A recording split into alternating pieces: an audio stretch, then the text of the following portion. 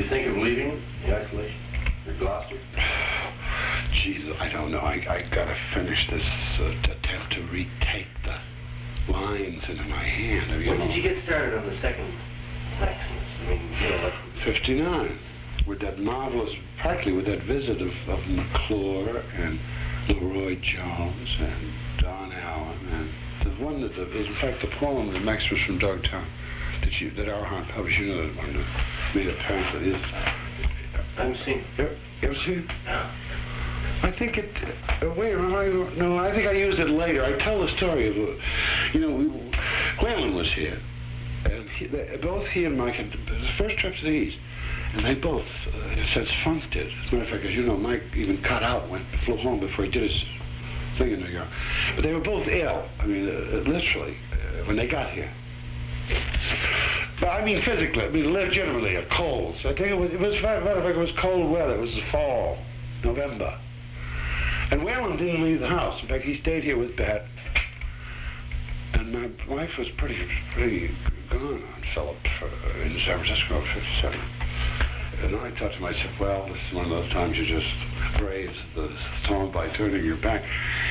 And I was very innocent because I come back to see if anything had happened. And I learned that Phillips would lay on the couch and read the Apollonius from Triana. And my wife all the time thought, Jesus, how can I make a pass that big? Dodo bird. The dodo bird. And Mike, you know, we prepared Mike to go out. My wife got him paper up. Because last night when I was looking this stuff over in terms of, I hit this thing, and I don't know, it still makes, and I don't know, I guess I once read it, but I think it's this very second time. I don't know, it sits in the sequence that I was reading this, I'll jump down. Do it the way you need to feel like. Well, it's so, because of the map, we can do it this way. The Cow of Dogtown. Shayla says, on Dogtown Commons, several of these areas, he is speaking of the stratified elements of glacial accumulations, which, he has just said, generally do not rise more than 60 feet above the sea level.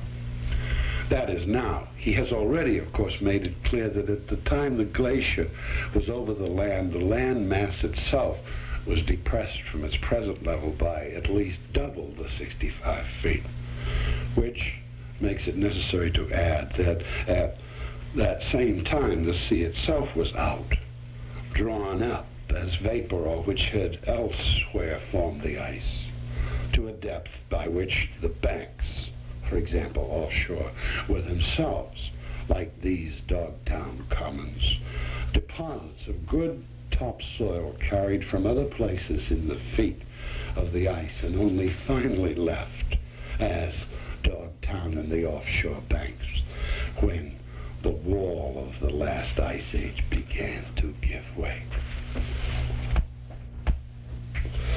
He continues.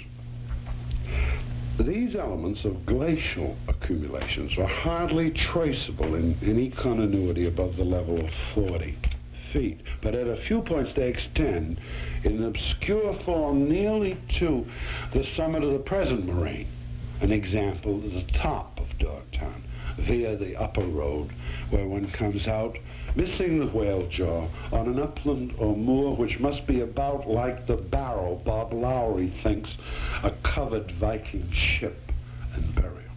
The top of Dogtown puts one up into the sky as freely as it is possible, the extent of clear space and air, and the bowl of the light equaling without at all that other false experience of mountain climbed heaven. One would sit here and eat off checkerberries and blueberries in season. They are around the place at this height, like cups and saucers, and one moves around to eat them out of one's hand, not by getting up, but by going from place to place on one's behind. Burning balsam or the numerous bushes of bayberry, one could stay here with the sky, it feels like, as long as one chose, and there is enough wildness or profiles in the rocks the habitation of their shapes to supply plenty of company. None of the irritation and over-presence of nothingness which makes woods or any place else than the cane meadows of Dogtown and this bold height of it not as interesting. Shayla says, on Dogtown Commons, several of these areas of cane deposits were, during the period in which this district was inhabited, brought into the state of tilled fields, and now appear as small pasture lands destitute of boulders. This is, of course, identical with Stagefort Park, of which the highest point is exactly Shayla's statement of the highest of such deposits, 65 feet. He continues, or the quote continues, these high-lying benches of stratified drift material, he continues, probably indicate points where small subglacial streams emerge during the process of the retreat of the ice, bringing forth a quantity of detrital matter and depositing it upon the surface of the shelved moraine at a time when the mass lay below the level of the sea. Onto this cane, onto this shoved moraine, when the ice moved off or was melted, and the land came up and the sea rose to the beach levels it now assumes, and the sky was as near as at the top of the long, slow rise of either of the Dogtown roads, or Howe Avenue, or the path from the barracks more steeply up to the Crown, now that Ray Morrison has cleaned away Lizzie Corliss's hen house, the barracks, back house, Lizzie's sad pear trees, Viola's true rubbish heap flower garden. The far sky is as near as you stand. Newt is over you. Ptah has replaced the earth. The primeval hill has gone directly from the waters and the mud to the cow of heaven. The hill stands free. She leans from toe to tip of hands over the earth, making the cow sign with the earth. She is the goddess of earth and heaven and sea. One could live in the night because she has to do with it, encompasses it. In the day on Dogtown, the day is as close as the sky. Her air is as her light, as close. One is not removed even in passing through the air, moving around, moving from one place to another, going even across the same field. Newt is in the world. Monday, February 11th, 1962. This is a lovely poem. Kooky. Just made of nothing but Shayla's geologist. And one day I was up, I got lost, by the way. Everybody laughs all up and down the camp. I got lost. And in fact, people get lost and die.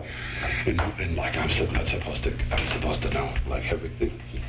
And here I am, the first time up on top of the goddamn thing, and I couldn't find my way out. Like any other goddamn fool, blueberry picker or anybody else. They have to send fire departments up there and Boy Scouts and...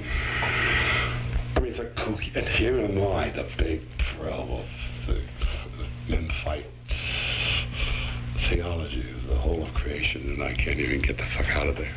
I don't know which way. I mean, that's something like on my ears. I'm supposed to know directions and all this, and I'm listening to the hoots of the railroad trains and the noises off and distance, and I can't figure out. Because in a funny way, you know, that is one of the crazy things about that kind of a condition. It is not lockable. I mean, it's better than lockable, that's what I mean.